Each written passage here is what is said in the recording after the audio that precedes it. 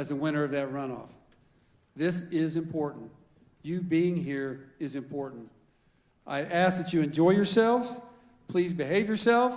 Everybody take out your cell phone, turn it off, silence it. And right now, I'm going to hand it over to the editor of the San Antonio Report, Lee Munsell, who will guide us through the rules of the night. Thank you. Thank you, Jack. Who's ready for a debate? Ready? All right. My name is Lee Munsell. I'm the editor-in-chief of the nonprofit San Antonio Report. We're so excited to co-host this debate, which we believe is the best, most rigorous stage you'll see these candidates take between now and Election Day. The candidates haven't seen the questions, and we set a high bar to participate in this debate, weighing poll data, fundraising, and endorsements to set the final lineup. At this snapshot in time, 14 days out from early voting, we believe these 8 debaters are the race's current leaders, and we plan to spend the next 90 minutes digging deep into how they think about the future of San Antonio. On our website, sanantonioreport.org, we've published an in-depth voter guide which has Q&As with all 27 candidates in this race, which is comprehensive and in-depth, as well as the 10 city council races and even school board races. So obviously the stage didn't have room for 27 podiums, but if you want to hear about the other candidates, you can see that all on our website. Some housekeeping, you guys seem like a great crowd, so I'm not too worried about this. But I will say there's a lot of you in the crowd tonight and only 8 candidates. So please be respectful of the rules of the debate. If you make any sort of outbursts, we will ask you to leave. That's just the rules. I'm sorry, it's how it has to go. We want to spend this time hearing from the candidates.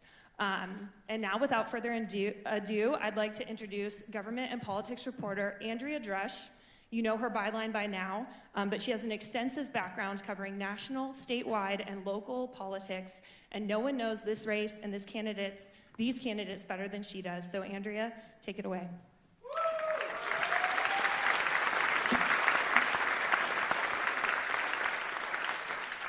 Welcome to the final round. This is one of the last opportunities that the 8 candidates on this stage have to convince the hundreds of you out there that they should be San Antonio's next mayor. San Antonio hasn't had a new mayor in 8 years, and whoever takes over this job on June 15th will inherit a city at a crossroads. San Antonio faces persistent challenges ensuring that the entire community shares in its successes, and the future of some major initiatives started under Mayor Ron Nirenberg will be up to one of you on this stage to either see through or change course.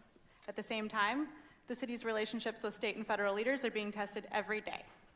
We're going to kick off tonight's debate with a 1 minute and 30-second opening statement from each candidate.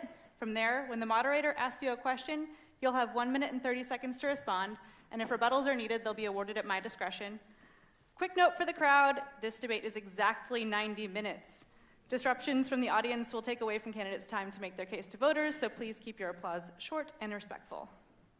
Candidates, are you ready? Sure. All right, let's kick it off with opening statements. The order was drawn backstage before the debate, and we're going to start off with Beto Altamirano. San Antonio, how are we doing tonight? My name is Beto Altamirano, and I believe in San Antonio. I believe in the power, the potential, and the values of every San Antonio. I'm a South Texas native, and I'm the son of immigrants. My dad, an HVAC technician. My mother, a school teacher. I learned the value of hard work through them. I went on to study government at UT Austin and got my MPA at the Harvard Kennedy School. And over 10 years ago, I chose San Antonio to start my family, my business, and build community. 4 weeks ago, my wife Anna and I, we welcomed our first child, Andre. And he was born March 11, which is 311. And I say that because my company, Iris, developed the 311 San Antonio mobile platform. And it has impacted the lives of thousands of people in San Antonio. I serve on the Port San Antonio board and also work at the Alamo area MPO. I'm committed to this city. What I'm not is a politician. And being mayor is not a stepping stone or a consolation prize. It's a commitment to building a better future for our city, making sure that our children and grandchildren choose San Antonio first. Thank you.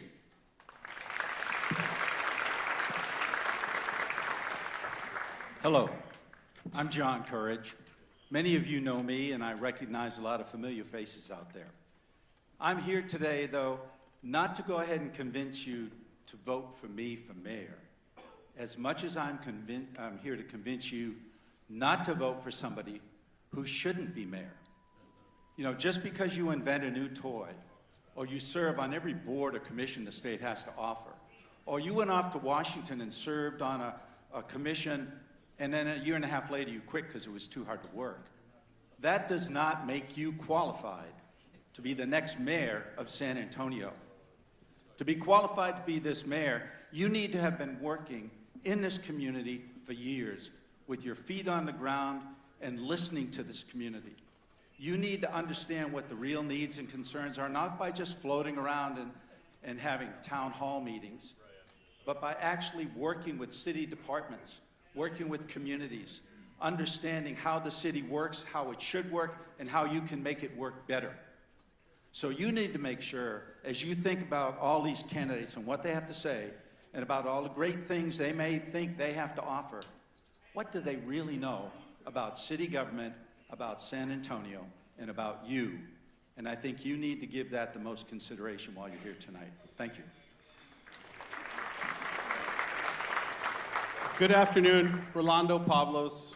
Thanks everyone for being here, taking time out of your day. You know, I've been in San Antonio for 40 years and I have served in a lot of boards and commissions. I've served at the state level. I've run 3 state agencies. But look, San Antonio is a place where we choose to live. I'm just like you. I just want a better life. I want to improve my lot in life. You know, I'm one generation removed from a tenant farmer in Mexico. My parents brought us here from Mexico to seek a better life, to get an education. And I'm glad to say I didn't let them down. I've earned 5 university degrees, and it wasn't easy. I put myself through college here at St. Mary's. I went to UTSA for my MBA, and I went back to St. Mary's for law school. It hasn't been easy. You know, I worked in restaurants, washed dishes, served tables. Actually, that's how I met Laura, my wife.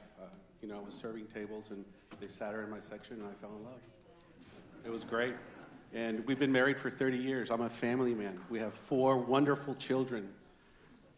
2 of them don't live here. They live out of town. We're trying to convince them to move back here. And I want to make sure that we provide them a better life than my parents provided us. And really, that's what I want to do. The reason I get up every day is so that we can go and fight traffic and work our butts off so that we can provide our kids a better life, great schools, safe homes. And that's what I want for San Antonio. I want San Antonio to be that city that allows us to have that kind of a lifestyle. And we can do it. We have a lot going for us. We live in the nation's best economy. Texas is a great economy. As Can you finish the Secretary of thought? State. Sorry, we've hit the minute 30. Oh, sorry. Was that it right there? Yes, sorry. Okay. Anyway, now I know where the clock is. Thanks.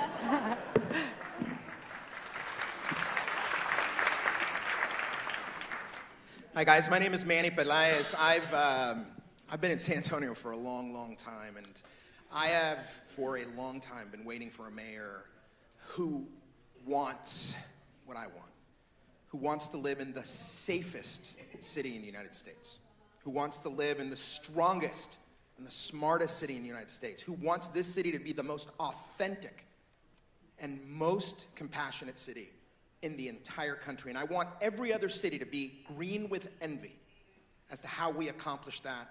And then I want them to copy us. And I want to export the San Antonio way of solving problems. Let me tell you why I ran for mayor. We all knew who the 8 folks who were going to run for office were going to be. We knew that. We knew about a year out. And I've been listening to the platforms, and quite honestly, I wasn't inspired. My kids deserve inspiration and a mayor who wants to achieve the most, the best, the safest. So I threw my hat in the ring. I was the very first person Toyota Motor Manufacturing ever hired in this city. At Toyota, they taught us, do something, and if you're gonna do it, make sure you're the best at it. Since then, I was the chairman of Brooks City Base. And for those of you, how many of you have been to Brooks, by the way? I think you'll agree with me, it's a pretty amazing place. I believe that what we did at Brooks, we can do in all of San Antonio. And it won't take one person. It'll take all of you, because I believe in the power of the swarm. And each and every one of you, together with me, we're going to accomplish exactly what we're going to talk about tonight.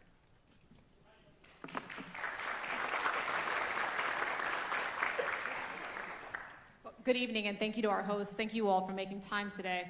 My name is Gina Ortiz-Jones. I grew up on the far west side of San Antonio. I'm a proud first-generation American. My mom always taught my sister and I that we were very lucky, not smart. We were very lucky to have been born in this very special country, and we'd have to give back. That's why I was honored to serve in the Air Force in a number of ways, and my sister proudly serves in the Navy to this day. A lot of the opportunities that I had to grow up healthy, get an education, and serve our country started right here. I'm a proud John Jay graduate. It was an Air Force ROTC scholarship that took me to Boston University. And I was proud to serve our country again in a number of ways. I most recently served as the Undersecretary of the Air Force, led 600,000 people, managed a $173 billion budget. I look forward to bringing my service and leadership and service to my hometown. I think it's also really important that we tackle some of our city's challenges with urgency, which is why on my website I've listed the things I want to work on in the first 100 days. Because the reality is, even if we had a different president, different governor, we still have over half the kids in our community not reading at level, math skills are not at level. We'd still have 95,000 folks housing insecure housing insecure in our community.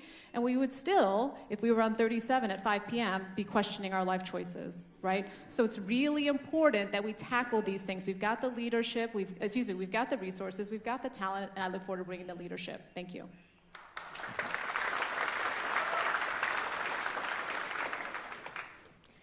Hello, good evening. I am Melissa Cabello Haverda. I was born on the west side of San Antonio. I was raised on the west side of San Antonio, and I'm proudly raising my 3 children on the west side of San Antonio. Now, if you ask my kids about me, they're going to tell you I'm a little bit of an overprotective mom, but I make no apologies for that. When I love something, it's my nature. When I love it, I protect it. And I love San Antonio, and I want to protect us. I want to protect our future. You're going to hear a lot of platitudes up here today. What you're going to hear from our friend Manny Pelaez, El Chancla, the flip-flopper on the issues, is that he spent $300,000 of his own money to buy your vote. Ms. Jones is going to tell you that there's no time to waste, and I absolutely agree with you. There's no time to waste on any candidate that doesn't have any city experience and doesn't know the first thing about running a city. I'm not out here chasing titles. I've been in San Antonio. I've invested in San Antonio. I love San Antonio. I've been here. I've done the work. And I'm going to talk today. I invite you to really listen to us. You're going to hear platitudes and promises from me. You're going to hear real plans, real solutions, things I've done, things I'm going to do. I've been told all my life what I can and can't do, and every single time I've proved them wrong. San Antonio, they're telling us it's $1 million to buy our city. You and I know better. Our city's not for sale, and we're going to prove them wrong. Thank you. All right, let's finish up our opening statements, and then if we need to name check, go back for 30-second rebuttals after that, but let's continue our opening statements. Okay. Howdy, I'm Clayton Perry. Let me give you a little bit of my background. I was born and raised here in Texas in Giddings. Went to A&M. Yes, I'm an Aggie, and I was in the Aggie band. All right, I hear some whoops out there. That's great. I then went into the Air Force as a civil engineer. Spent 21 years in the Air Force and retired as a lieutenant colonel. I then went to work for a large engineering construction firm and was a vice president doing work all over the world. Then took a little bit of time off and I ran for city council in 2017. Let me back up. How did I get to that point? Well, I got here to San Antonio in 1991.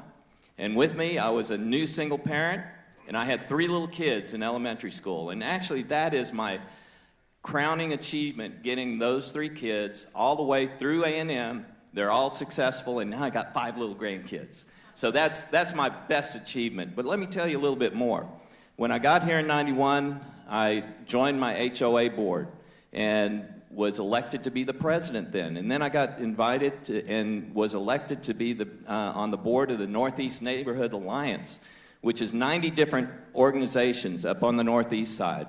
I then served on a number of boards and commissions here in San Antonio. And then I was elected to city council in 17, 19, and 21. So all of that experience, grassroots experience that taught me about San Antonio, got me involved, and ready to run for mayor. Thank you.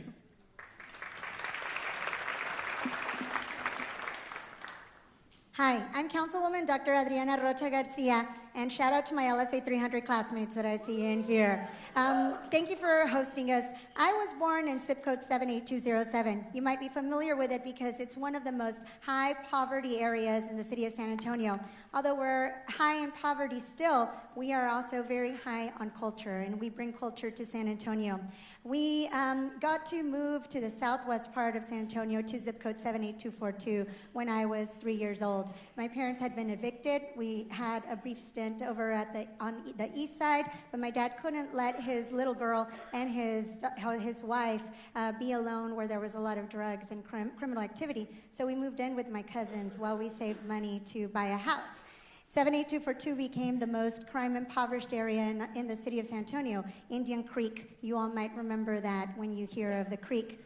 Ever since then, I have worked really hard. I come from a family my parents only went to 1st and 2nd grade in Mexico. They still only speak Spanish. Yet by the 3rd grade, I was in GT. By Southwest High School, I was the president of the National Honor Society, I was the president of the Student Council, and I was a dance team captain. I did that because I worked hard. I will continue to work hard for you. I earned my place on the city council 3 terms. I have worked very, very hard for San Antonio. I look forward to telling you a little bit more about my achievements, but thank you for being here today. All right. It felt unfair to interrupt the opening statements, but Mr. Pelaez, if you'd like 30 seconds to respond to the campaign finance points that were brought up here. Yeah, look, this is a job interview. I thought we were here to try to motivate and inspire and share a vision with you guys. I think we all deserve better than taking swipes at each other. I'll be honest with you. I like every single one of these people on this stage. I know all of you to be good parents, good San Antonians, great neighbors, and every one of them has put their chin out there and asked you to please consider them. And I respect every one of these people, and I'm not going to punch down. Thank you. We'd like to keep the rebuttals if you are awarded one about the topic that was brought up. So, and Ms. Ortiz-Jones, would you like to respond to what was said about you? Okay, great. Moving on to our first question of the night. We are here tonight on the east side, home of the San Antonio Spurs, at least for now. Over the years, the east side has become a microcosm of the challenges that San Antonio faces when trying to develop its many underserved communities. Public dollars spent moving the Spurs here in 2002 were supposed to bring economic development, and it didn't happen. Now local leaders are again considering what would bring meaningful development to this area, and the jury is still out. We're going to get back to Project Marvel later tonight, but I want to ask you a different question first, which is, as mayor, how will you ensure that historically underdeveloped communities don't stay that way forever? Where does the money come from if private development doesn't happen naturally? Let's start with Ms. Ortiz-Jones. Can you take that one first? Well, I think, so I actually attended. I think it is important, though, to understand the concerns that people have raised around these generational investments. I attended the town hall that Tommy Calvert had where those folks, it was the second one, where those folks were rightly, I think the proper term is pissed off about the lack of development in their community. Again, the promise, and Nelson Wolf shared this, the promise with the deal of publicly financing the AT&T Center was that 20% of profits would come back, right? And he said, ask me how much have we got over 20 years. 0. It would have been really helpful to know that in any of the 20 years we were getting shorted. So I think part of making sure we're making smart investments in our community starts with making sure that we have a good deal at the outset. We understand what is coming back into the community as a result of those investments. And that's, yes, we are prioritizing things like I have mentioned. One of the things I think that is so important in our community, early childhood, quality early childhood education. That's why in the first 100 days, I want to work with the city staff. Hey, show me how many kids, how much talent are we leaving on the table as a result of not fully funding pre-K for SA in our community, and show me the bill. What is the bill for that? Because if you tell me we've got more resources for another publicly financed sports venue, then I know we have some money for some kids, right? The infrastructure that is most important to our long-term economic strength. Mr. Courage? Yes. Thank you. I think that most of us who've lived in San Antonio understand that for many, many years, much of the city was ignored. A lot of the city was not addressed the way it should have been. And as a council member for the last 8 years in District 9, many people in my community would always ask, why does District 9 put so much tax value financing into the city, but we don't get as much back? They seem to believe that For every dollar you put in, you should get a dollar's worth back. And I tried to help people in my community understand that the city and its budget is a moral document. And that document needs to make up for the errors in judgment from previous council members. What we need to do is we need to put our money where the greatest needs are. And the greatest needs aren't in District 9, or District 8, or District 10, maybe in several other districts, but certainly in many other districts. That should be what the next mayor looks at in leading this city, is making sure that we address the generational poverty, the homelessness, the problems with not having affordable housing, and the need for improving streets and drainage in areas that were ignored for 50 years. Now, I'll have to say, my council friends and I have been working to go ahead and meet those needs. But we have to educate everybody in the community so they understand what we're doing and why it's important. Mr. Pelaez? 8 years ago, my friend, your mayor, my mayor, Ron Nierenberg, started a conversation about compassion. And we do compassion here with a capital C. And right out of the gate, what we adopted, and I'm happy to say, John, you were a partner in that, Clayton, you were a partner in that, was the creation of something called an equity budget, where those neighborhoods and those council members who had great streets, whose earth doesn't shift under their grounds because of clay, where we said, you know what, you're right. We ought to send that money where it's needed most, where the pain is being felt. And I had to go to my community and explain, I'm doing this. I know you want your slice of the pizza to be equivalent to everybody else's slice of the pizza, but we've committed a crime over the past 100 years in this city that needs to be addressed, and that is the crime of disinvestment and redlining. And wherever you find that disinvestment in infrastructure, you're also going to find that there's big red spots on the heat map for illiteracy, for bad nutrition, for terrible health outcomes, for low education, for terrible economic achievement. And so I do believe that that's a conversation that the next mayor needs to continue having, and I will not abandon the compassion agenda that Ron Nierenberg brought to San Antonio. Ms. Cabello-Haverda, you can take that one next. Thank you. Compassion and equity are buzzwords that are thrown around a lot. And I can't say that working now for my beautiful city, for my hometown, that I always see compassion and equity. I've heard people up here say that it's easy to be homeless. It's easy to live on the street. I've heard them say that small businesses don't need training wheels. So we can talk about those words all day, every day, but it's real investment in equity that we need to see. 8 years ago, the equity budget, about 8 years ago, the equity budget was put into place. I was elected in 2019. I don't see that equity budget. We need to be more intentional about it. Every year, every council member gets about $1 million to spend on projects in their district. I'm in District 6, which is Edgewood, all the way over to Alamo Ranch. I have plenty of money to fill all the potholes and fix our sidewalks. Now go to the east side, go to the inner west side, go to the south side, and there's a lot more need there. So when I'm block walking in those areas and they say I need a pothole, I go and talk to their council person. They don't have enough money. That's not real equity. So taking that equity and putting it into practice, not just talking about it, is actually what we need. Now, I do feel really strongly about education. Education was my family's trajectory out of poverty in 2 generations. None of my grandparents graduated from high school. I was the first in my family to graduate college and have a doctorate. That happened in 2 generations because of education. So focusing on not just pre-K, because that's been there, but focusing on supporting our school system. Now, some people will say that we don't have a lot to do with the school system, but we can. We have absolutely some influence on it. And I have a safety plan, I have sidewalks to school plan, and talking with the superintendents, including an education liaison to talk with all the superintendents to find out how the city can help them, is the way we move forward. Thank you. Mr. Altamirano? Look, generational disinvestment is alive in many parts of town. My campaign HQ is on the west side, so I understand the challenges that the west side is experiencing. But we're on the east side. The east side is also experiencing those challenges. And when we talk about addressing that issue, we have to look at the percentage of people living under poverty in San Antonio. And that's 18% of San Antonians live under poverty. And that's also correlated with the lack of access to internet, which is about 17% of the digital divide that is alive in San Antonio. When we talk about investment in San Antonio, we gotta look at infrastructure, for example. Investing in sidewalks, investing in bridges, in roads. The broken window, it's alive. And when we talk about economic development, let's prioritize childcare. Let's prioritize after-school care, getting kids off the streets. getting them to good paying jobs. Let's prioritize workforce development and looking at the emerging trends in our economy. The low-hanging fruit, like cybersecurity, advanced manufacturing, and training for those modern jobs in this new economy. When we talk about infrastructure development, we talk about development itself.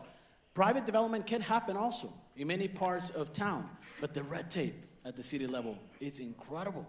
And the city gets in the way of a lot of possibilities across the city of San Antonio. We can do better. Ms. Richard Garcia.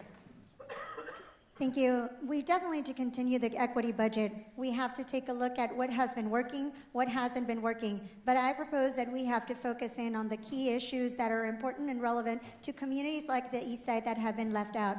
And that includes access to education, access to housing, and access to health care. If you think about it, when you feel sick, where do you want to go? Home. The reality is that a lot of our residents don't have a home, don't have a place to go rest when they feel sick. As a matter of fact, more than 7,000 children are in your schools right now with your little brothers, little sisters, cousins, nieces, nephews, godkids, and they do not have a home to go home to. When we think about the new face of someone experiencing homelessness, it's actually a family. And we need to continue to invest in housing so that they are able to come home and feel sick. And get better. But beyond that, the educational component is important. I plan to bring education back to City Hall in the form that there hasn't been a true education committee at City Hall since Julian Castro was mayor. It merged into education and workforce and then eventually into workforce and development. We left the education out. The reason that I'm here to you is because people like you voted for a chance for me to succeed. You all voted for Mayor Henry Cisneros, who voted for the San Antonio Education Partnership to be created. I am a product of the partnership. I will continue to invest in education always to uplift communities like the East Side. Mr. Perry. Let me tell you, we have a spending problem here in town, and it's spent in the wrong areas. And yes, historically, we've neglected certain areas here in the city. We need to turn that around. But how are we going to do that? We need somebody that has experience in putting together budgets and looking at budgets on where the money needs to go. Year after year, we don't put it in what people are asking for. What are you asking for? You're asking for public safety. You're asking for better streets, drainage, sidewalks. You're hoping that the tax rate goes down. Those are all things that you're asking for, and year after year, this city council does not do that. Why is that? Because there's shiny things out there, folks. There's shiny things that they want to go after. And I was part of that. But I fought as much as I could to keep putting more money into our infrastructure. It's crumbling beneath our feet, folks. We got to put that investment into it. In fact, today, if you look at it, we've got a $4 billion bill out there. That's deferred maintenance and repair for our infrastructure, the city's infrastructure, roads, streets, drainage, parks, buildings. All of that is out there, and that's a big bill, folks. And we got to deal with it here one of these days. Otherwise, we're going to be dealing with some really big problems. Thank you. Mr. Pablos. Look, I think it's time to address the elephant in the room, and that's pervasive poverty, generational poverty, systemic poverty. You know, 60 years ago, the poverty rate in San Antonio was 18%. And like Beto said, it's 18% today. Nothing has changed.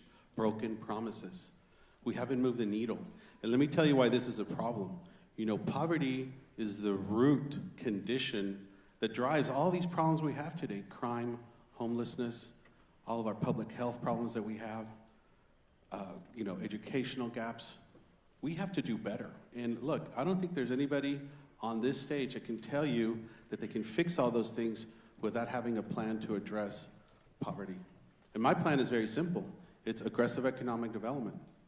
It's making sure that we have quality education and that we have fiscal responsibility, which means that we'll invest in our people. We will connect them with opportunities. And we will remove those barriers that have been getting in the way all along. It's time that we do that, and I hope we can do this together. Because look, I've worked on this east side for years. I worked with developers trying to redevelop the Friedrich and the ice house over there, the cold storage. I brought the University of Houston, Conrad Hilton College right here to St. Paul Square. But the problem is, sometimes the city gets in the way, and we can't allow to do that. We got to be able to cooperate and work with those trying to invest in our communities. Okay, thank you all for your answers to that question.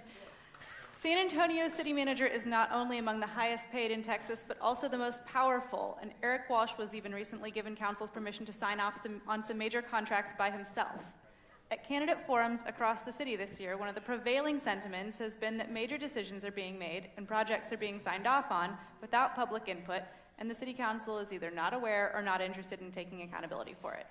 Examples include the migrant resource facilities on San Pedro and at the airport, and of course, Project Marvel, where developers recently got a public information session before any members of the public. How would you, as mayor, make sure that the first time that the public hears about something, it hasn't already been decided? And do you think that San Antonio needs to restore confidence in the idea that city leaders work for the people? Let's start off with the four of you who are on the city council first, starting with Mr. Pelaez. Last week, Eric Walsh and Lori Houston, I dragged them up to the north side of San Antonio to have the very first and only town hall that a city council person has put together so that we can have every question answered about Project Marvel. So we can debunk myths, so people can learn new things they didn't know that they're not necessarily hearing from our friends at San Antonio Report and the Express News. And it was one of the most valuable experiences that they've ever had. You know why I say that? Because they literally walked out and said, this is one of the most valuable experiences I've ever had. That's how we do things the right way. We go to where they are. And what I had was an entire north side of San Antonio saying, what the heck is going on downtown? I don't want to drive downtown at 5 p.m. on Wednesday to battle traffic so that you guys can hear me for only 3 minutes. We have to go to them, which is why, Andrea, what I will do the first day is we are going to cancel those Wednesday meetings where the same 4 dudes show up to talk about helicopters over their house and, you know, radios in their head. And that's the only people who show up on Wednesdays. We are taking those meetings to every city council district, and we will rotate throughout the year so that every council person has a responsibility to fill the room. And we'll do it here at Carver. And we'll do it on the north side at UTSA. And we'll do it on the west side at Our Lady of the Lake, etc. But if we don't come to you to seek your voices, then think about the amount of hubris that is required to say, hey, you guys aren't showing up, so we're just going to continue doing what we're doing, right? And at the end of the day... Can you finish the thought? At the end of the day, City Hall is yours. Thank you. I would like to say that I was also shocked leaving that meeting at how much we learned in that and surprised at why that was the first time we were hearing a lot of those things from city leaders in a District 8 meeting. Ms. Rocha Garcia. One of the things that we continue to do is make sure that Eric has liaisons that can call us. If he can't get to us, he needs to have someone that can call us and let us know exactly what's going on before we read about it in the print media. One of the things that I've grown frustrated about, especially recently, and there's been 3 items that had happened even within the last week that I've learned more about, that I feel that I could have been better prepared for, was because the team just didn't come out and let us know about it. The most frustrating one is Guajolote Ranch. And when we think about what's going on with the water contamination, the fact that there are some sealed information that someone from Metro Health decided to share that wasn't supposed to share, but that the city council didn't know about it until we learn about it in the newspaper, is something that continues to frustrate me. One of the things that I do is immediately pick up the phone, call, ask what is going on. But the reality is that the city manager needs to empower his assistant city managers, his deputy city managers, to be able to call us as well and read us into the things that are coming up.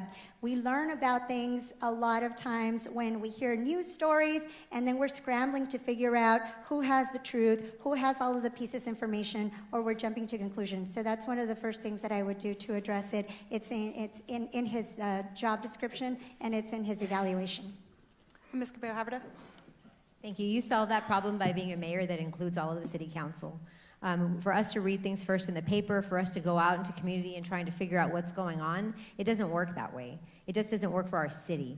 So as mayor, the first thing, if we had gone back in time and I was mayor, the first thing I would do when this came to my door is start talking to all the council members. Not just because of they're council members, but because we represent 150,000 or so people behind us. And it's this community that needs to know what's going on. And you start there. You can have town halls all over the city, but people can't always come to us. I'm knocking on doors, I'm making phone calls, I'm going to senior centers. People are working, they're growing their families. You can't expect people to come to your town hall. So we have to be where they are, including parks, the places they work, the places they play. So that's what I've been doing. From the very beginning, talking to community. That's where we always should have started. I bet you if you go and talk to the East Side, they never had a town hall, they never had somebody knock on their door and say, hey, what do you think about us taking the Spurs out of the East Side? And there's already all these plans for the East Side. Again, I don't think anybody's knocked on an East Sider's door to understand what they want to see in their own neighborhood. I had this experience with the Missions. They moved, they're going to move the Missions out of Nelson Wolff Stadium. That's my ball field in District 6. And from the early days, what I said is, look, we hired a bus and we took all of these, the investors all over Edgewood because that's the community that they were going to affect. So after they understood, they heard the stories from people that it was going to affect the actual community, we made some changes. And then we moved forward from there. And it was always transparent. It was always with community minded. It was always, even with the paper, well, it was always transparent. That's what I'm getting at. Thank you. Mr. Courage. People may not believe what I have to say sometimes. They may be skeptical, but I'll tell you this. I trust the city manager, Eric Walsh. I trust him with my life. He's never lied to me. He's always been forthcoming. When I've gone and asked him a question, he's given me an answer or helped me find the answer. Now, I don't know about other council members and why they don't think they're getting the answers that they should get. My door on the 4th floor of City Hall is open. It's always open. You can walk up there any day and you can just walk in my office to talk with me and talk with me about what a concern is. And I, in turn, am always willing to talk to the community and explain things to them. When you go back and look at Project Marvel was first explained to this council very clearly. We were going to improve the convention center, we're going to improve the Alamo Dome, we're going to make improvements to Hemisphere Park. There might be a new hotel built across the street, but that was a private venture. And that sounded great to all of us. Now, the Spurs want to move into part of the area that can be incorporated into that. That's a different ballgame. But as far as, I think, hearing from the city staff and getting the real information, it's just a matter of listening or asking questions. And then going back into your neighborhood and helping them understand. Don't just because they don't trust you, hide from the issue. Tell them what you know. Let's hear from our former council member, Mr. Perry. Andrea, you're absolutely right. There is a lot of power, and the most powerful person in San Antonio is the city manager. I was on the board when we hired Eric. Great guy, but it's not about the person. It's about the position and what authorities we have given that position. A lot of this stuff happened from that last charter change. Everybody remember all those items that got passed with flying colors? Well, now we're understanding what's coming from that. That should not be happening. This should be a transparent operation here at the city. And let me tell you, this thing that's happening right now with things getting approved without the council even knowing about it, that's got to change. That has to change, because if we don't know about it, how can we get the information out to you? And this Project Marvel, it keeps being mentioned. That's a prime example where all of a sudden, here's these pretty pictures. You know, where'd that come from? Who's been working on it? Who paid for it? All of those questions. And that is because we don't have a good checks and balances right now on the positions, the city staff. And that's where we need to refocus and make sure that they understand what the transparency is to us as council members and to the citizens that we're expecting to pay for things here in San Antonio. So that, my friends, that's where we got to concentrate to make sure that we are transparent going into the future. Thank you. I'm very curious to hear about the non-council members' take on this. Let's start with Gina Ortiz-Jones. I learned a long time ago that transparency leads to accountability, and accountability leads to trust. I think it's really important that folks have an understanding of why their taxpayer dollars are being invested in the way that they are. I think it is really, frankly, an affront to the people's trust that a potential multi-billion-dollar deal was under wraps for over a year and a half due to non-disclosure agreements. I worked in the intelligence community. I know there's a way in which you protect information, but then ensure that decision makers, in this case taxpayers and voters, have access to that when it's appropriate. Because again, I mean, on my first 100 days, how would I address this? First 100 days, let's look at that non-disclosure agreement policy, right? Let's make sure, again, this is something that allows us to conduct city business, but again, brings people in appropriately. Because what it does is beg the question, okay, what else are y'all working on back there? Right? Potential multi-billion-dollar deal over a year and a half. When are y'all going to let us know about this? Because again, folks can look at history with how, in particular, publicly financed deals have gone. Right? The promise with the Alamo Dome, we'd be competitive for an NFL team. The Brahmas are cool. That is not an NFL team. Right? And I just mentioned earlier the short that we got for 20 years. So it's really important that we don't have, again, the tail wagging the dog, and it starts with transparency. And Mr. Altamirano? Public involvement matters. Public policy works best when people are part of the public policy process. And when I think about that, I think about the listening tour that my campaign did for almost 5 months. We visited every corner of the city. We held over 100 events, meetings, and we heard directly from people about the issues that they care about. People want to be heard. And at the city level, at the dais, when we think about the mayor and the council members, they need to apply the pressure of the community of San Antonio on the city manager to get things done, to be heard, and to be part of the process. I'm also calling for a performance review, an annual performance review of the city manager. And that's okay. Look, as a CEO in my organization, I get a performance review every year. And it's to look at where we can improve as a city government. It's where we can be more transparent. We can be more collaborative with the people of San Antonio. But ultimately, it comes down to us, the community of San Antonio, being heard, and we got to go out there to the community. We got to hear the community, and we got to include their voices in the public policy-making process. All right, on to our next question. This is a nonpartisan mayoral race, but San Antonio... I'm so sorry. Mr. Pablos, we forgot you. That's okay. I almost got a pass. Look, the government works for the people, not the other way around. We cannot have unelected bureaucrats creating policy and executing it. We have to make sure that the board of directors, which is the city council, the chairman of the board, who is the mayor, represent the people. And Eric is the CEO. He reports to the board, okay? And this is the way it's supposed to work. I'm all about accountability. I'm all about results. I want to see what the results are. And from the outside looking in, when we look at our crime situation, our streets crumbling, our traffic situation, homelessness, there's all these things that don't really register with me with respect to results. So I want to make sure that we have results. So I'm proposing a sunset commission for the city of San Antonio the way we have it for the state.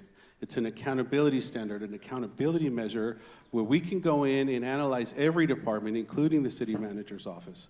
We can take a look at where all the money is being spent so that we can take a look at boards, commissions, programs, and make sure that they're fulfilling their objective. And if they're doing a great job, maybe they need additional capital. But we have to make sure we have accountability standards, and it's got to start with the man at the top, and that's our city manager. Thank you so much for those responses. All right, our next question is about politics. This is oh, sorry, are we still missing somebody? I answered. No, he answered. Okay. I'm happy to go again. No. Okay, we all know that this is a nonpartisan mayor's race, but San Antonio is a blue city in a red state, and the next leader will be taking over at the same time. We are also ushering in a Republican presidential administration in D.C. In the past 8 years, San Antonio has been a foil to GOP leaders at all levels through its fight to keep Chick-fil-A out of the airport, its migrant aid, its leading role fighting Texas's new Death Star law, and most recently, a $100,000 fund to help residents travel out of state for abortions. Going forward, How would you approach San Antonio's relationships with state and federal leaders? When should the city stand up against policies that are at odds with the majority of residents' values, and how should the city go about it? Melissa Cabello-Haverda, you were leading the charge on the abortion fund, so why don't you take this one first? Thank you. So I think there, under no circumstances are we to ever compromise the values of our city. And not only the values, but more than that, we should always protect our city. You're never going to hear me say that's not my job. Just because I'm a mayor, I'm a city council person, does not mean that I'm not going to go against the state, I'm not going to go against the federal government if they're damaging my community. It's always my job to protect my community. Now, all of those things that you talked about, the overwhelming majority of our city wanted these things. And more than that, we needed them. When we had migrants coming to San Antonio and wandering all over the city, we needed to make sure they were safe. We put them in a safe place. And we did that. And now we're getting looked at by the federal government saying we did something wrong, we did something illegal. You know what? I'm okay with that because we took care of not only the migrants coming through our city, we took care of San Antonians. And we get so much criticism for that. Now, the $100,000 for travel for abortion care. I believe that women have a right to have an abortion if that endangers their lives, if there's rape, if there's incest. Thank you, that deserves applause, thank you. But more than that, my community believes that. And so, you know what, sometimes I can be a little bitchy about it. I'm gonna go in and I'm gonna fight all day, every day. We're talking all up here about transparency and accountability, but you have seen me do it. You have seen me fight for the values of this city, and you've seen me protect our community. You've seen me stand on the City Hall steps and fight for a fair fire contract for our firefighters, and all of that got done. By the way, sometimes you have to push a little harder, but in the interim, I was able to get all of the council consensus to get able to get it done. Thank you.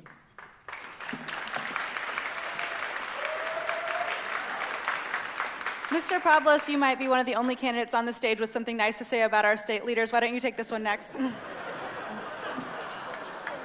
I love our state leaders now. I'm just Look, the forefathers who designed our charter were very wise in making sure that this race, that this position was nonpartisan, because they knew that partisanship divides.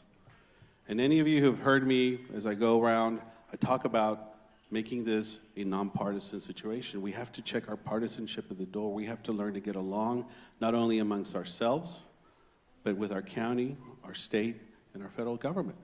You know, there are other cities competing for federal and state funds. You know, the mayors of Dallas, Austin, and Houston, they've all worked at the Capitol like me. They have the relationships, and they're over there fighting for money that could be ours. So being able to have those relationships with our governor, being respectful, but at the same time, I'm going to go fight for San Antonians. I'm going to go protect San Antonians. I think it's a good thing that I would be able to get an audience with our governor and whoever else in presenting a case for San Antonians, because all the other mayors around the state are doing the same thing, and they're Democrats, and they get along with him. We've got to be able to get along. We have to stop fighting not only amongst ourselves, but also with our leaders. They hold the purse strings. You know, irrespective of what you think of Ted Cruz, he controls one of the most powerful Senate committees in the country. He can bring a lot of funds our way, and so I believe that we should get along, irrespective of our differences. Thank you. Mr. Perry, do you have a different take on this? I couldn't have said it better myself there, Rolando. No, I agree. You know, this city, for whatever reason, well, I know some of the reasons, likes to poke the state in the eye, right? And this isn't the first time. We've done it over and over. And guess who wins every time? The state. They win. They will win this one. I guarantee it.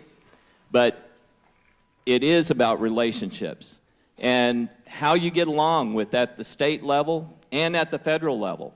Look, we all know all of our legislators here in this San Antonio area, and we need to work with them more closely to make sure that what San Antonio wants, that they are going to be going to Austin and wanting, or up to DC.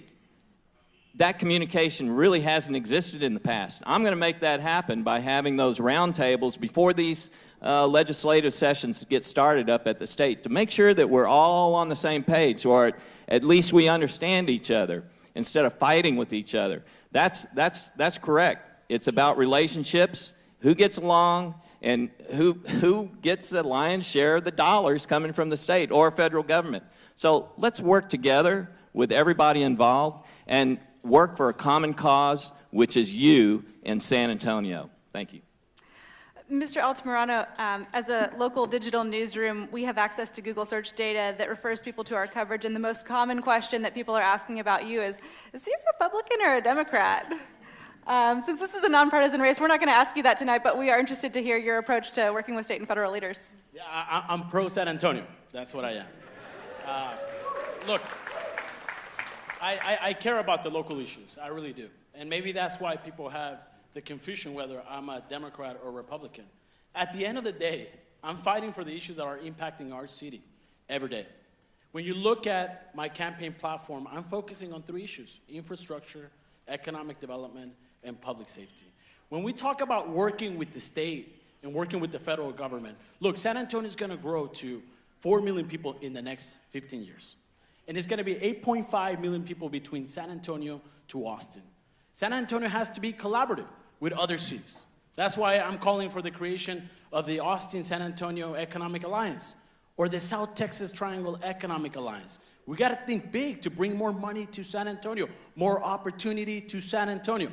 Now, when it comes to standing up for what is right and the values that represent San Antonio's, I will do that. I will do that. I'll be collaborative with the governor and the federal government, but I'm not going to be beholden to the governor.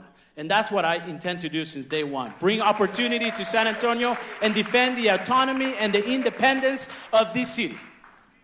Okay, Ms. Ortiz-Jones, people who visit our website are also very curious about you. I don't think that they are at all confused about what political affiliation you have after 2 congressional races, but they are very curious about how you would approach a nonpartisan role, so why don't you take this one next? Yeah, well, look, nonpartisan doesn't mean no principles, right?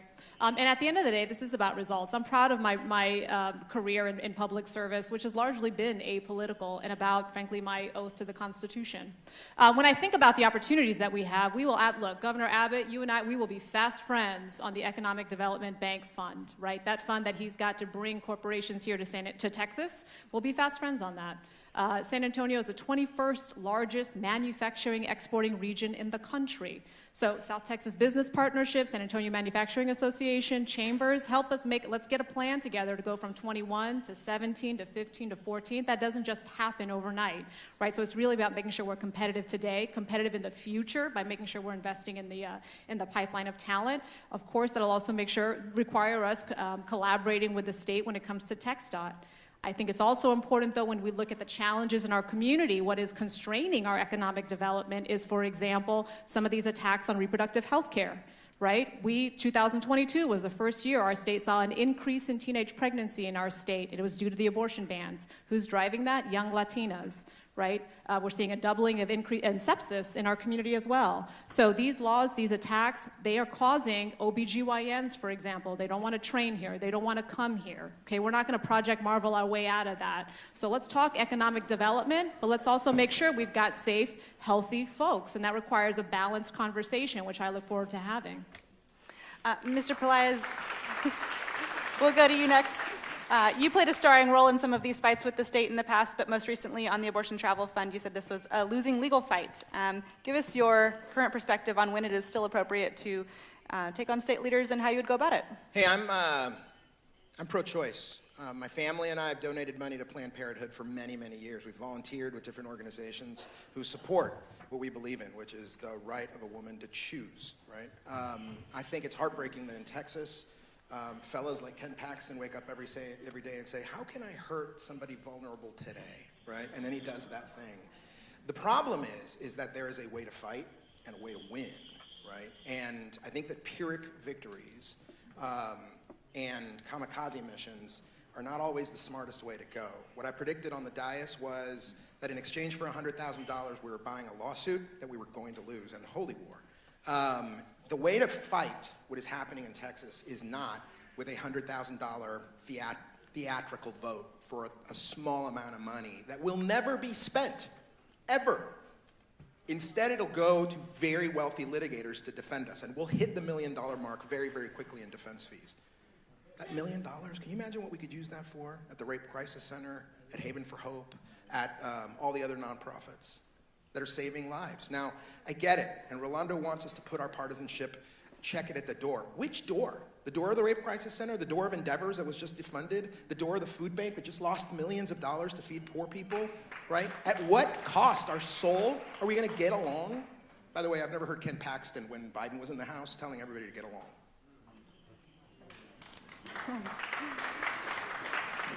Ms. Rocha Garcia, you went to D.C. for President Donald Trump's inauguration and said afterwards that, quote, working with the new administration is critical for San Antonio. That was a few months ago, so we're eager to hear about your latest thoughts on working with state and federal leaders. Yeah, absolutely. First of all, I give everybody a second chance. But we start off by the fact that the reason that I was invited was because I'm the president of Women in Municipal Government. I was voted on that by women mayors and women council members from all over the United States. I'm only the second Texan to lead that organization in its history. The first Texan to lead was 48 years ago, and it was a woman by the name of Lila Cockrell, who was mayor of San Antonio. I'm very grateful to have that opportunity. During that time, I have been invited to the White House 4 times.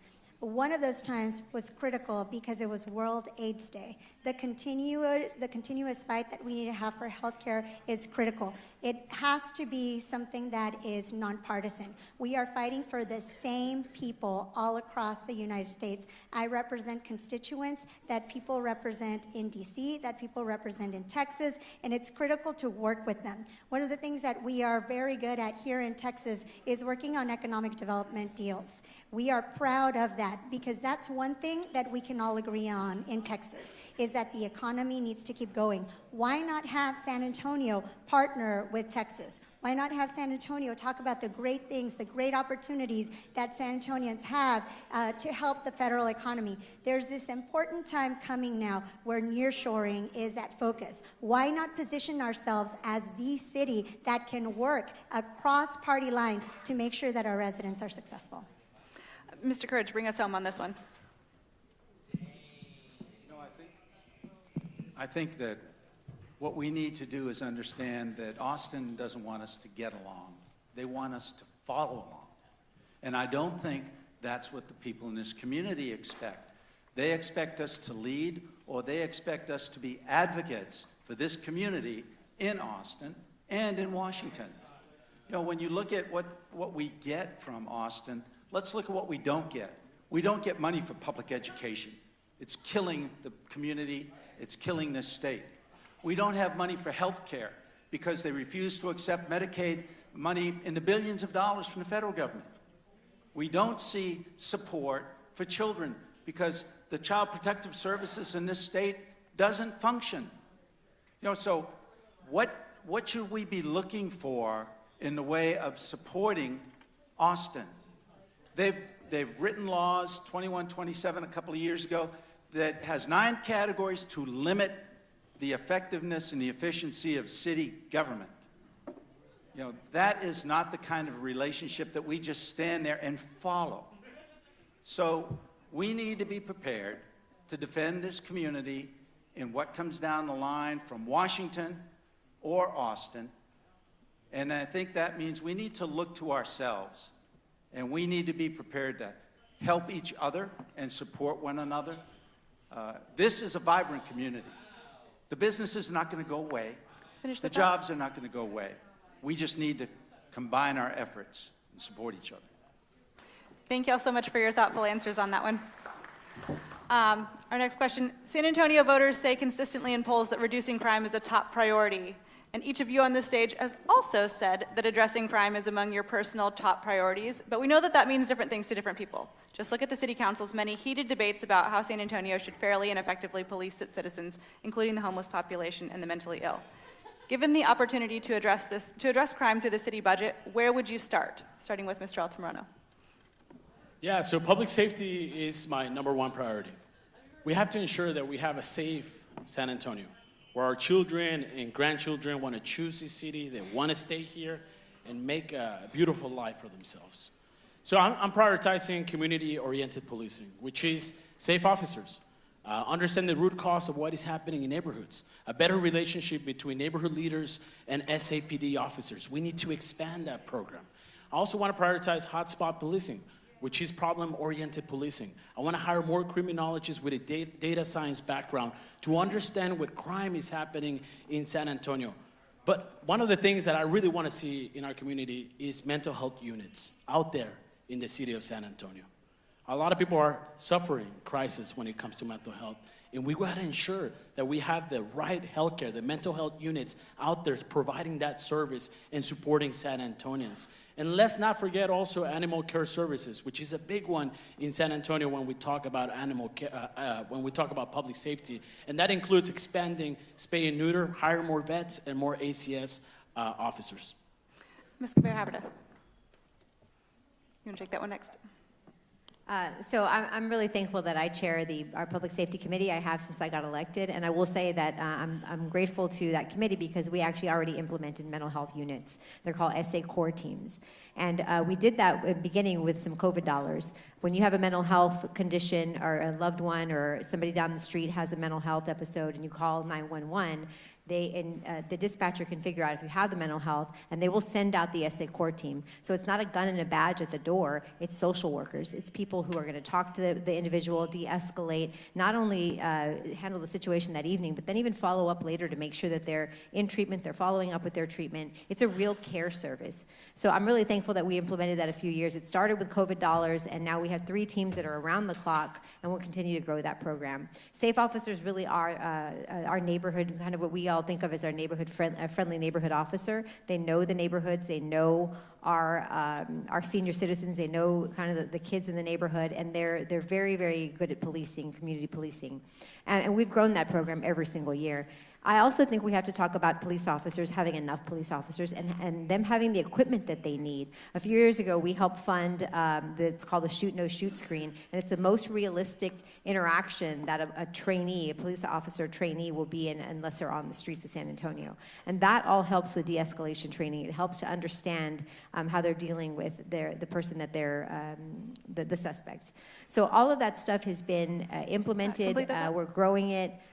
I also think we should talk about lighting when it comes to public safety. Thank you. Mr. Courage, you want to take that one next? Thank you. You know, public safety is the first and foremost responsibility of every municipal government. And I think all of us up here recognize that. So anyone who gets up here is going to say, yeah, more police, I'm for public safety. Well, I've been on a council that has done something about this.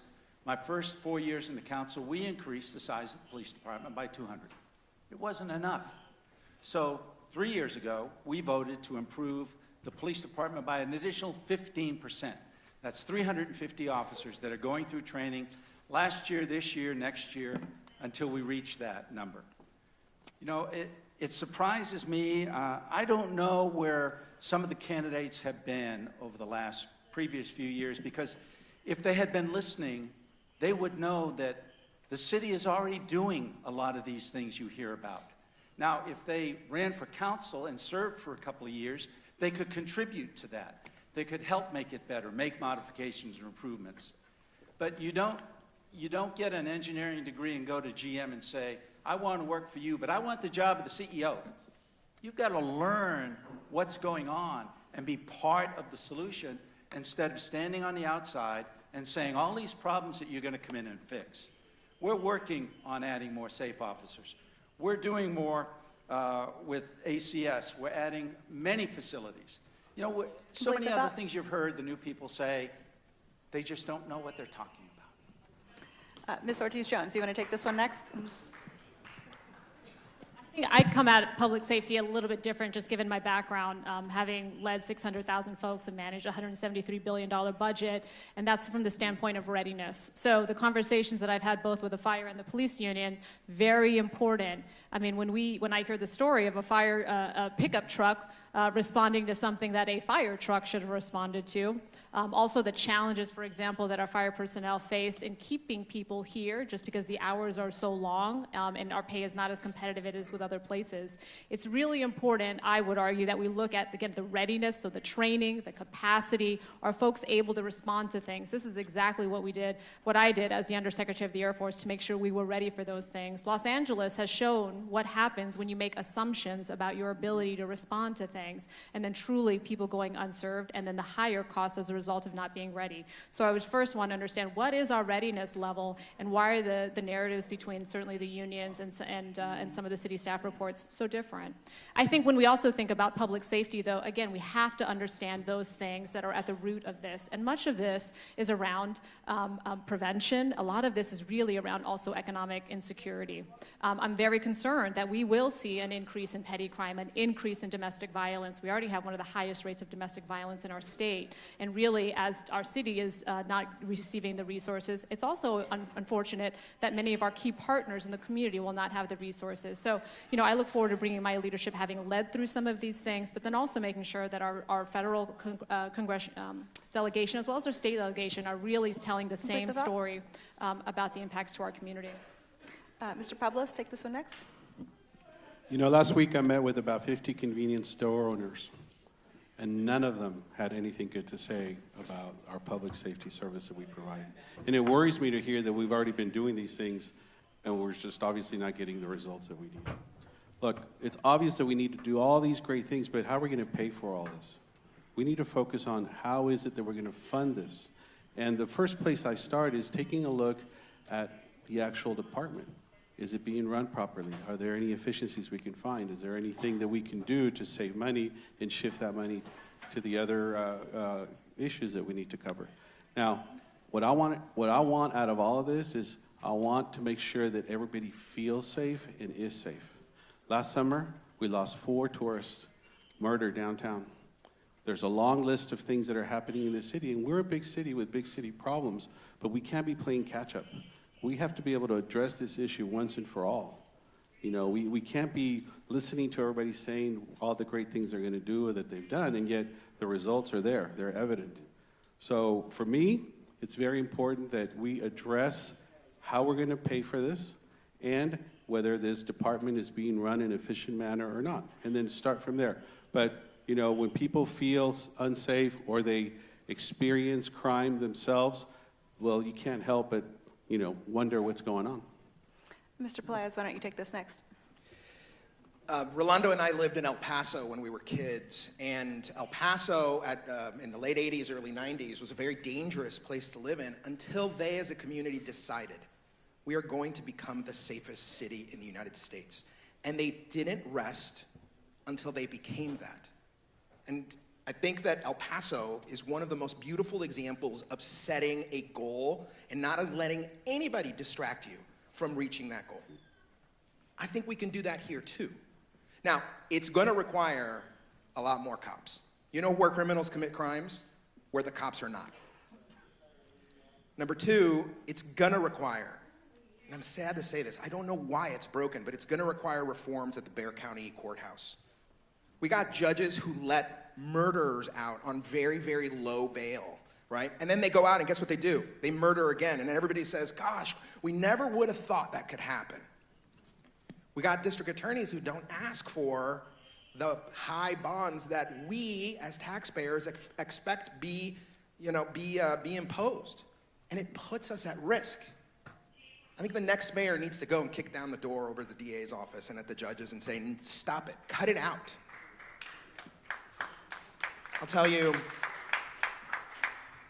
I'm a victim of crime. I know, Rolando, you had your car stolen recently, and I know many of you, yeah, in District 9, John, but I know that many of you are victims of Mr. Pelaez, you're about out of time. And we deserve better than what we've been getting. But I'll tell you right now, there is no more group of consummate professionals out there you're out of time. than SAPD.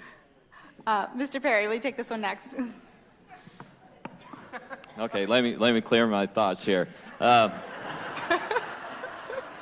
Yes, I was in District 10, and let me tell you, I was on council, and John is correct, but I was the one that was pushing for those 200 additional police officers. It took me 3 terms to do that, but we got it on. But at the end of my 3rd term, I was saying, well, how many policemen do we really need here in San Antonio? We got that number, but how many do we really need? Well, everybody kind of looked around and said, well, I don't know. That's just a number. We just keep building on it. No, that's not the right answer. So they actually did a study and found that we need 350 additional police officers here in San Antonio. And that was back in 2022. We still have a big shortage. We haven't filled that yet. I don't understand why it's taken us 3 to 5 years to fill that. It's because we do have the resources here, and that's our #1 priority, and we're not filling them. So when I get to be mayor, they are going to be filled. They are going to be funded and filled and get them all on the street to get into the neighborhoods to become more proactive, because what's happening now, they're reactive. They're just responding to crimes after they've been committed. We got to get them into patrolling into the neighborhoods and get more patrols to keep the bad guys out and be proactive. Thank you. Ms. Richard Garcia, you're the last one on this one. Given the opportunity to address crime to the city budget, where would you start? I would start with the upstream, and I feel that we don't do enough to focus on mental health. And I feel that a lot of the crime that is committed stems from the lack of investment in mental health. One of the saddest things that I have learned during my career as a District 4 councilwoman was that a mom chased her little girl around an apartment complex and stabbed her to death. The other thing that happened in District 4 that made me realize that we need a lot of focus on mental health was the fact that there was a woman that was shot to death by SAPD because she was holding a candlestick. She was aggressive and things unfolded. But the point being that we need to focus on mental health. At the upstream, we should be focusing on things that will prevent tragedies from continuing to happen. Yes, we absolutely have to put some additional police officers in the areas. We continue to grow as a city. We need more substations. We need staffing for those substations. We need additional safe officers. We need to bring back the communities on patrol. I felt very comfortable when I would see that my neighbors were driving around and protecting us. But it really takes that investment in upstream services and coming together and realizing that San Antonio, although we want to say that it's a safe city, some of us don't feel safe. I was mugged downtown once, and I think actually all of my male colleagues have walked me to my car at one point or another because I felt unsafe. We need to make sure that everyone feels safe in San Antonio. All right, we are going to speed Andrew, things. I want to say something. Because, I'm sorry. No, Courage, he was addressing me when he said the thing about, you have to be a GM. I'm sorry, unless it's a name check, we're not going to go backwards on that one. He's ran for Congress 11 times already. We are headed into a lightning round here. We're going to speed things up. It's going to get more exciting. Don't worry, there's more opportunities ahead. We are going to ask a series of quick questions that require short answers, and each candidate will have 30 seconds to elaborate. So we're going to go across the stage on this one, back and forth. And the first words out of your mouth need to be a direct answer to the question, and then you don't have to elaborate at all, but if you want to, you have 30 seconds. So we'll get started with a lightning round. Many San Antonians have expressed concern about plans for a $4 billion downtown entertainment district known as Project Marvel and would need to hear a clear vision from city leadership before they would support it. Realistically, you'd be sworn in on June 15th, and the wheels need to be in motion weeks later for revenue measures to appear on the November ballot. Do you plan to be a champion of Project Marvel? Yes, no? And if you want to elaborate, keep it under 30 seconds. Let's start with Mr. Altamirano. Yes, but I'm not going to use public funds, no general funds. And I want to make sure that we have public involvement, that we address what is happening on the east side of San Antonio, that we have an economic plan for the east side of San Antonio. I also want to make sure that the Spurs and the private sector invest in this project. It is exciting, but we have to move slow, not too fast, and break things. And finally, I will say this. We need housing. We need affordable housing around this project if we're going to make it happen. Mr. Courage. I support Project Marvel as it was originally presented to the council, a way of improving the convention center, the Alamo Dome, Hemisphere, and I still stand by that. I think it's a good project. As far as adding a basketball arena, I think that that's still up for grabs, and my biggest concern is that I don't want us to go ahead and invest your tax dollars out of our general fund to pay for it. There are other mechanisms that are out there, including state funding. But also, we need to address two big problems first. We need to address parking and traffic, because if we don't address those, we're never going to get those stadiums. This is a lightning round. These should be very brief answers. I'm going to ask the question one more time. Do you plan to be a champion of Project Marvel? Yes, no. If you want to elaborate, keep it under 30 seconds. Mr. Pablos. Taxpayers come first.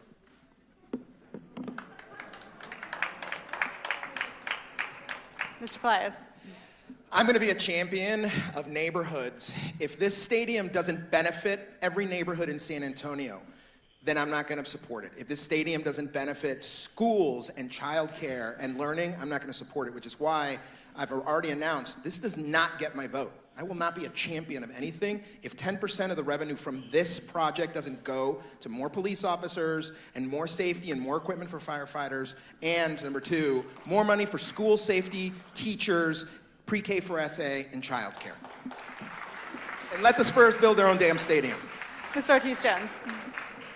I think the three most important questions any leader can ask: why not, and where's the data? I'm not saying there's no deal, but we need to look at how much it's going to cost, who's going to pay, and what is the benefit to the community. These are some basic questions that we don't have answers to, and I look forward to being a champion for those answers. We are looking for very short answers to these with yes, no's, one-word answers, and a slight elaboration. Councilwoman Melissa Cabello-Havada. I'll say yes if this is led by community. We have to slow this way, way down. This should have started years ago, months ago, with actual community, especially those ones on the east side and downtown that will be affected.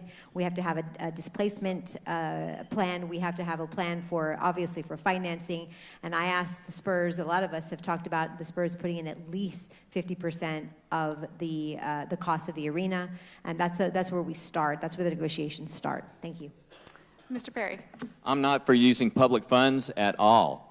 We need to reinvest in San Antonio and downtown also, but we can't be doing it at the expense of the taxpayer here in San Antonio. Our debt is way, way, way too much, and we need to work on that first before we start looking at other ways to spend your tax dollars and go further into debt. So, no, I do not support. Ms. Garcia. Yes, but we have to find a creative way to finance it that involves public and private, as well as Spurs pitching in a little bit more and making sure that our neighborhoods are not displaced and that there is a plan to address their needs for housing, education, and healthcare. After hearing these responses, I feel a little concerned that you guys are going to have an answer in mind within the weeks after you take this job. But next question. There are many people in this city who are concerned that San Antonio is missing out on growth, with too many companies choosing to locate elsewhere. There are also many San Antonians who look to Austin and worry that economic development will price long-term residents out of living here. Is San Antonio missing too many opportunities, or is it a well-kept secret? Let's start with Ms. Garcia. Sorry. Is San Antonio missing too many opportunities, or is it a well-kept secret?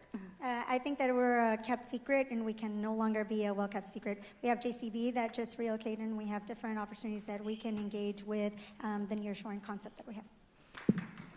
Mr. Perry. We're missing too many opportunities. We need a cheerleader. We need a mayor that can go out and look them across the table and say, this is why you need to come to San Antonio. Be a cheerleader to bring in those fantastic companies that we're missing out on. So, yeah, we're missing out on way too many. I believe that we're missing out on opportunities, but I will say that if we take care of our small businesses here, those big companies will see how well we're doing and they'll be attracted. We do have to go out. We have to go to different countries. We have to go to different cities and attract these businesses. They love San Antonio. We the people of San Antonio, are really what attract those businesses. But we have to take care of the small businesses here, make sure they're successful, make sure our streets, our drainage, our roads are taken care of, because they want to come and move into a beautiful city. So those are our priorities. Thank you. Sortisha. We're both, right? I think we're missing out on opportunities and we are a well-kept secret. I think it's important, again, that's why we have a plan to figure out how do we bring more businesses here and make sure we're addressing the long-standing inequities in our community at the exact same time. Mr. Pelaez. Anybody who tells you that we are missing out on economic development has no idea what they're talking about or is trying to misinform you. Over the past few years, while I've been the chairman of economic development, we've created 6,700 super high-paying jobs in the city, $6.6 billion in capital expenditures. And it's not just JCB, and it's not just Toyota, but it includes Navistar, Ernst & Young, Tiger Biosciences, GE, all the businesses that we're bringing to Brooks, the port. Even in my district, we finally have an electric battery manufacturer. Guys, we are doing it. And of all the people on this stage, I'm the only one that's actually brought and built these projects to San Antonio. Mr. Pablos. It was Governor Abbott that brought all those, by the way. I travel the world selling Texas. I know how to sell Texas. I know how to sell San Antonio. And Clayton's right. You need somebody to get out there and be a cheerleader. And I've already done it, and I'll do it for San Antonio. Mr. Courage. I won't take a back seat to anybody else. I've traveled with the mayor to 7 different cities, 5 different countries, and every place we went, we were advocating for businesses to come to San Antonio, to share what they have or to learn from us. But until we have a well-educated workforce, until, as we've just done, had the connection to get to Washington, New York, Boston, Chicago out of our airport, until we can convince those that those companies, those benefits are here for them, it's going to be a challenge. But we can do it. Mr. Altamirano. They can all talk about that, but I actually built my company from scratch here in San Antonio and scaled it to almost 100 employees. I know what it takes, but it takes investing in our infrastructure before we're selling the story of San Antonio, making sure that we have the right infrastructure. And we also have to train our people, our workforce. We have to educate them for the modern jobs ahead of us. That includes cybersecurity, bioscience, advanced manufacturing, air and space. Those are the jobs of the future, and we have to invest in our people first. All right, we're going to come back down the other way this time. Mayor Phil Hardberger was the parks guy. Mayor Julian Castro brought us the decade of downtown. Ron Nirenberg was the housing champion. In 1 or 2 words, what will be the prevailing theme of your 4 or 8 years as mayor? Moving forward together. I think I'm going to be fighting poverty, creating more housing for people, and making sure that we're providing the health care for them. Decade of small business. Ferocity. Ferocity in everything we do. Ferocity in our compassion, in our love for one each other. Ferocity in our love for the city. Ferocity when we go advocate for ourselves and our character and what makes us special in DC and Austin. And betting on ourselves so that one day one of your kids will want to be up on this stage as opposed to wanting to move to Austin or move to Dallas or Houston because the opportunities there are better. I have so much optimism and I'm so in love with you guys. I think that we are better than any other city, and that's it. Mine will be a campaign and an administration of ferocious love for you. Investing in those things are going to set us up for long-term economic security. Smart, healthy kids, for example. Melissa is the mayor that gave local government back to the people of San Antonio. Giving San Antonio's what they really want, a safe city and great streets, sidewalks to travel on, and helping to reduce our tax burden here also. Economic empowerment through education is what I would like to be remembered for. Okay. Thank you all so much for your thoughtful answers to these questions. Let's move on to our closing statements. We're going to take 1 minute and 30 seconds for each of you to give a closing statement to voters.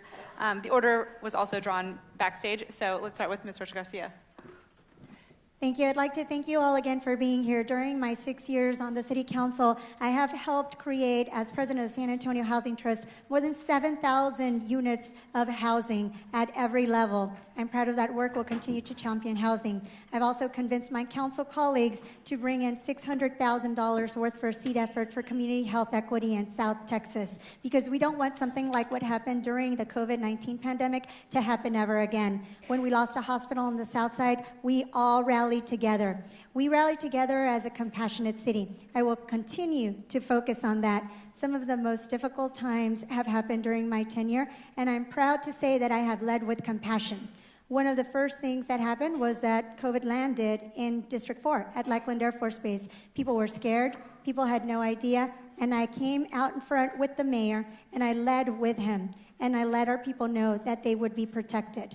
When the migrants that were found in the back of the 18-wheeler were found in that back of that trailer, I was also the one who led San Antonio and showed the compassion across the world. I didn't just start running for a higher office, for mayor. I've been leading. It's not about the office, it's about leading the people. It's about people believing in you and coming together and championing a cause. That compassionate cause was put to action most recently a couple of weeks ago when the 53 migrant crosses were knocked down. And I rallied the community together. We found donations, and the crosses were back up the next day. That's the leader you need in a mayor. experience and my 21 years in the Air Force, another 13 years in a large engineering construction firm, and then 6 years on city council here. That is an experience, plus the boards and commissions that I was on here in San Antonio, along with my HOA and the Northeast Neighborhood Alliance. I have been all over this city, and I have talked to many people. I know where the priorities are. I know what people want, and I've already said them tonight. But I have that experience to be able to do it. I know the bureaucracy of downtown. It's not just something you can get into and know right off the bat. You have to have worked with them to know the people and those relationships and know the processes and procedures. It's not easy. It is not easy, and you have to learn that. And I'm ready on day one for those experiences. Now, the leadership. When I was on council, I had many people coming up to me saying, Clayton, you're the only one up there that's got any common sense. And I was really, really taken aback by that. But looking at what I did on council, I understood that. But it's the common sense leadership along with the experience that will carry this city forward and in a better direction. Back when the chamber was rating councilmen who were the best for business, I was always rated #1 on the top. And I'm going to continue to do that. Thank you very much. Thank you. Again, I'm Melissa Cabello Haverda. I can't believe nobody asked me the San Antonio question. I went to Taft High School. I mean, don't you want to know? But I've been called a lot of things in this race. I've been called unbecoming. I've been called too aggressive. I have been called bitchy. But I'll tell you, I make no apologies. Don't you want a mayor with a spine? Don't you want a mayor that's going to go out and fight for you every day? That's what I've done. That's what I'll continue to do. I have the vision. I have the plans. I have the energy. I have the experience to get this done. And not just because I'm from San Antonio, but because I am San Antonio. I'm a daughter of this city, and I defied the odds over and over and over. I'd be honored to have your support, and I want to move San Antonio forward together with you. Thank you.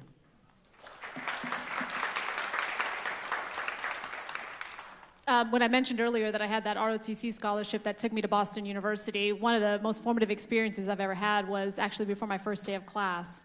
I had to sign a piece of paper that said I will not engage in homosexual behavior because don't ask, don't tell was the policy at the time. And I knew what that meant. My opportunity to get an education, my opportunity to serve our country, my opportunity to die for our country if need be, all that goes away just because at the time we didn't have enough leaders with the courage to say anybody ready and willing to serve their country should have the opportunity to do so. So yeah, when you fast forward 20 some odd years, and I was honored to serve as the Undersecretary of the Air Force, I challenged myself to be the leader that I wish I would have had when I was that young person and that young officer. That experience also showed me when you are in charge, when you are driving the discussion, always ask, who am I not hearing from and why am I not hearing from them? So yes, I've managed a large budget, $173 billion, led 600,000 folks, but having the courage to ask these tough questions that are really going to address the things that we've been talking about here all this evening, right? It's going to take courage to ask those questions and then deliver results, which I have a record of doing. I think they're also going to require urgency, which is why I've talked about the plan that's on my website, GinaOrtizJones.com, because again, we need a city that is focused on serving all of our community, not just a select few.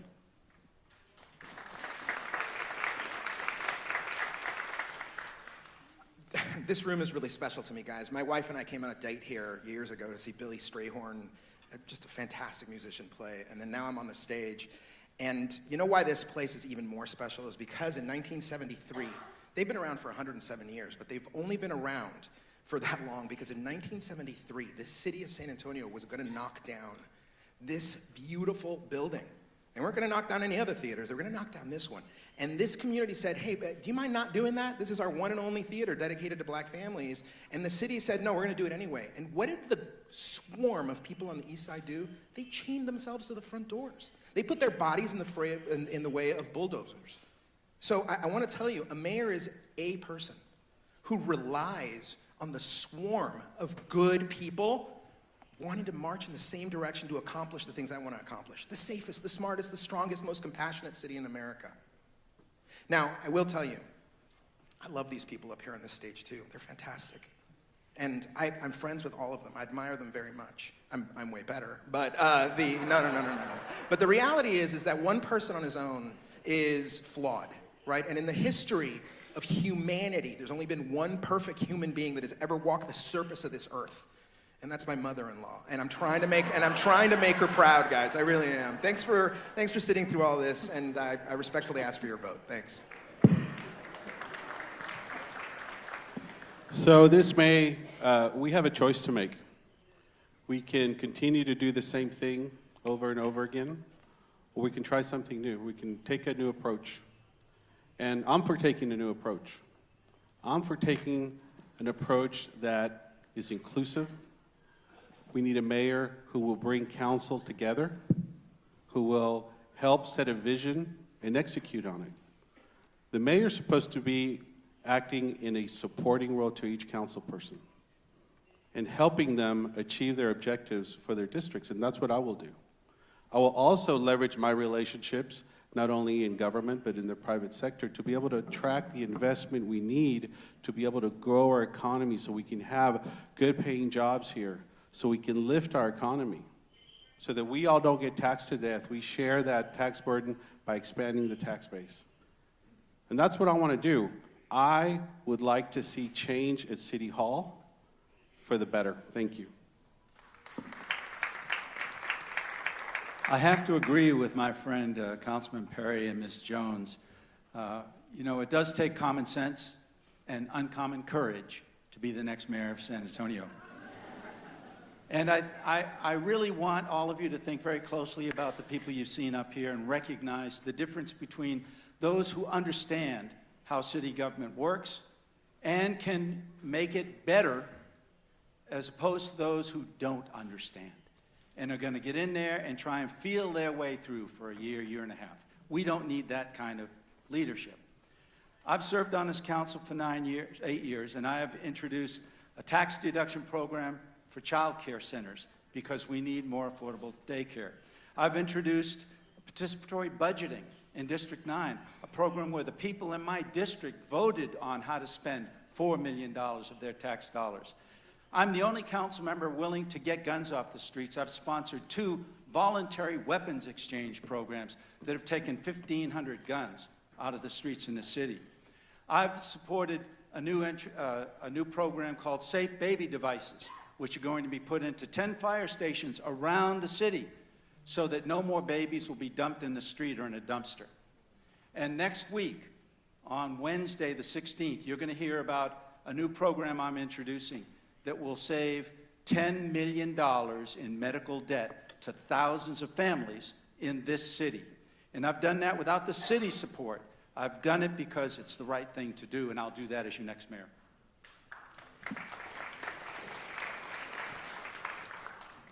When I was 17, my father was deported. And that impacted my life in many ways. But it also got me interested in how the laws, the policies can impact our everyday lives.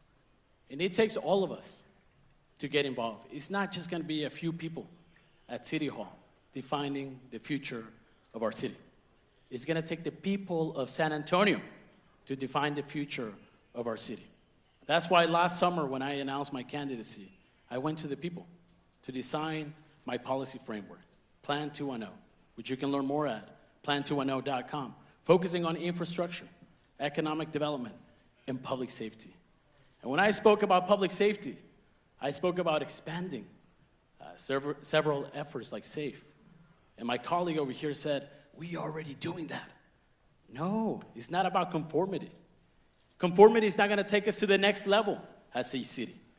It's about improving ourselves, challenging our elected officials to see if we can impress ourselves as a city, to see if we can move the needle forward, because San Antonians deserve the very best. Look, at this stage in my life, I know what I'm good at. I'm a good executive. I put teams together. I go after the right projects, and we get things done. And I want to get things done for all of you at City Hall. I ask for your vote, and I ask for your support. Thank you, San Antonio. Thank you, candidates on the stage, so much for being here tonight, and thank all of you in the audience. Your commitment to civic engagement is what inspires us at the San Antonio Report. This is undoubtedly a really confusing, messy 27-candidate race, and it has been an interesting race to cover, and it has been an exciting experience to dig into it with you all here tonight. Election day is May 3rd. Do not wait until then to vote. There's a lot going on in this city on May 3rd, from the King William Fair to the Fiesta Flambeau Parade. Take advantage of early voting, which runs April 22nd through April 29th, and make your voice heard. I'd like to invite the San Antonio Report publisher, Angie Mock, up on the stage for some closing remarks. Thank you. Thank you very much. Candidates, thank you all so much for being with us, and of course a special shout out to our very own government and politics reporter, Andrea Drush. Thank you. We appreciate our sponsors, Leadership San Antonio Alumni Association. Good job, guys. And Black Tie Affairs Catering and Norma Denham and Associates. The San Antonio Report and the Greater San Antonio Chamber are so delighted you guys came here, because at the core of our mission is civic engagement. And all of you that are in this room obviously care about democracy. Thank you for caring about democracy. And if you care about democracy, you should also care about a free press.